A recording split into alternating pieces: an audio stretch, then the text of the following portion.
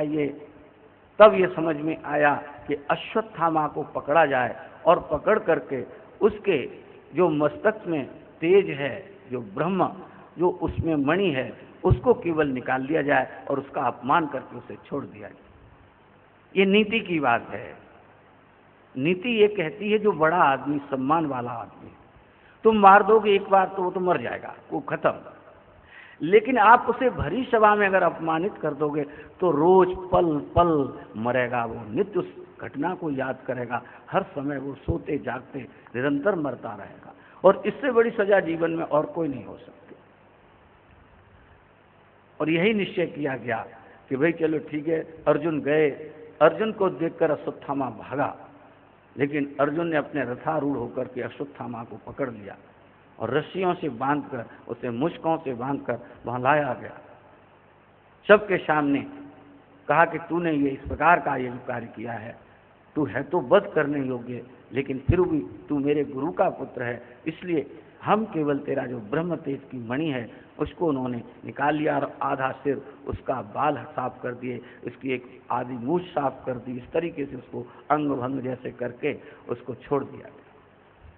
अश्वत्थामा को मन में लगा कि अगर ये लोग मुझे मार देते तो मुझे इतना कष्ट नहीं होता, लेकिन जो मेरा अपमान इन लोगों ने किया है, इस अपमान को मैं कभी नहीं सह सकता। जैसे किसी सर्प को आप डंडा मार देते हो और डंडा मारने के बाद मान लीजिए वो सर्प छूट जाता है, और जब घायल होकर के वो सर्प जितना क्रोधित होता है, बोले यही स्थिति अश्वत्थामा की हुई। और उसने मन में निश्चय किया कि नहीं, मैं पांडव वंश को छोड़ूंगा नहीं किसी तरीके से। और इसके बाद में अश्वत्थामा ये मन में उसने सोच लिया। और इधर क्या हुआ कि पांडवों द्वारा उन्होंने देखा कि अब युद्ध समाप्त हो गया, दुर्योधन, उसके बाद में उन पुत्रों का वध देखकर दुर्योधन का भी, उसका भी प्राण पखेरु हो गया, वो भी मर गया। उसके बाद पांडवों ने मिलकर उस युद्ध में जितने भी उनके लोगों का वध हुआ, अपने सब सज्जनों की उन्होंने अंत्येष्टि क्रिया की, गंगा जी में जाकर तर्पण इत्यादि किए। उसके बाद युधिष्ठिर महाराज का राज्याभिषेक हुआ। भगवान की प्रेरणा से इन लोगों ने 3 अश्वमेध यज्ञ किए। द्वारिका जब देखा कि भगवान ने कि युधिष्ठिर महाराज को राज्याभिषेक हो गया और इनके माध्यम से, क्योंकि युद्ध भूमि में अनेक प्रकार से वीरों का वध हुआ, कोई छल से, कोई कपट से, कोई आमने और सामने, उसकी निवृत्ति के लिए अश्वमेध यज्ञ किए गए कि चलो जो हमने काम किया है उसका प्रायश्चित हो जाए, ये सब कुछ हो जाए। 3 अश्वमेध यज्ञ करने के बाद भगवान ने कहा कि भाई मुझे अब यहाँ रहते हुए बहुत समय हो गया है, मैं अब द्वारिका जाना चाहता हूँ। भगवान कृष्ण द्वारिका जाने की तैयारी कर रहे हैं, रथ तैयार हो रहा है, सारे पांडव इस प्रकार से तैयारी में लगे हुए हैं कि भगवान कृष्ण जा रहे हैं, कार्य संपन्न हो गया, युधिष्ठिर महाराज का राज्याभिषेक हो गया, स्वजनों की अंत्येष्टि क्रिया हो गई, तर्पण हो गया, अब मैं भी अपने देश द्वारिका जाऊंगा। और इस प्रकार से द्वारिका प्रस्थान जब भगवान बिल्कुल तैयारी खड़े थे तो एकदम उसी समय उन्होंने देखा कि उत्तरा रोती हुई भगवान कृष्ण के पास आई और कहती है, पाहि पाय महायोगिन देव देव जगतपते नान्य तदभयम पश्ये यत्र मृत्यु परस्परम। उत्तरा रोती हुई भगवान कृष्ण के पास आई, हे प्रभु त्राहि माम, ये कृपा करो, कृपा करो, कृपा। आप ही एक ऐसे इस जगत में हैं जो कृपा कर सकते हैं, जो मेरे ऊपर आप कृपा करिए।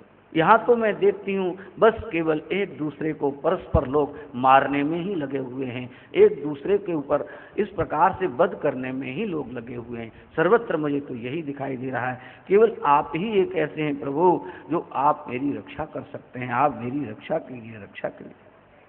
भगवान किसकी रक्षा करते हैं? जो भगवान को पुकारता है। भगवान को जो पुकारता है भगवान उसकी रक्षा करते हैं। भगवान ने उत्तरा का जब ये दुख देखा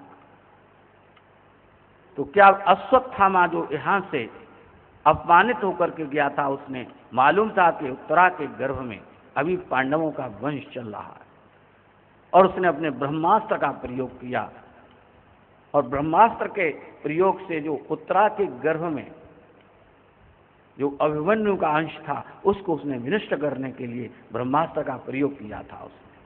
और जब ब्रह्मास्त्र का चलन हुआ उस गर्भ में, जब उस उत्तरा को लगा कि मेरे उदर में पलने वाला जो बालक है अग्नि से उसे प्रदीप्त लगी और ये तो भगवान कृष्ण के पास दौड़ती हुई पाहि माम, हे प्रभु कृपा की। भगवान ने तुरंत अपनी दिव्य दृष्टि से देखी, अपनी दिव्य गदा को, जैसे भगवान उसी में प्रवेश कर गए, सूक्ष्म रूप से भगवान उसमें प्रवेश कर गए उसके गर्भ में। गर्भ की निंदा की गई है शास्त्रों में, लेकिन भगवान स्वयं गर्भ में चले गए। तब से कहते हैं कि गर्भ की भी उस समय गर्भ रोया करता था कि महाराज मेरी सब निंदा करते हैं। बड़े बड़े महापुरुषों ने कहा है कि पुनरपि जननम पुनरपि मरणम पुनरपि जठरी जन्ने शयनम, तुमको बार बार गर्भ में और गर्भ में जाकर इतना इतना तुम्हें कष्ट सहना पड़ता है।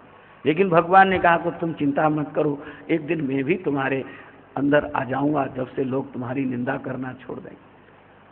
गर्भ में भगवान सूक्ष्म स्वरूप धारण करके चले। जबकि कहते हैं कि ब्रह्मास्त्र से वह बालक मृत प्राय हो चुका था, लेकिन भगवान ने अपनी कृपा दृष्टि के माध्यम से उस गर्भ को वैसे ही जीवित कर दिया। और भगवान के पास जो गदा थी वो सूक्ष्म गदा, उसका चक्र लगाती रही, बीच में उसकी रक्षा होती रही।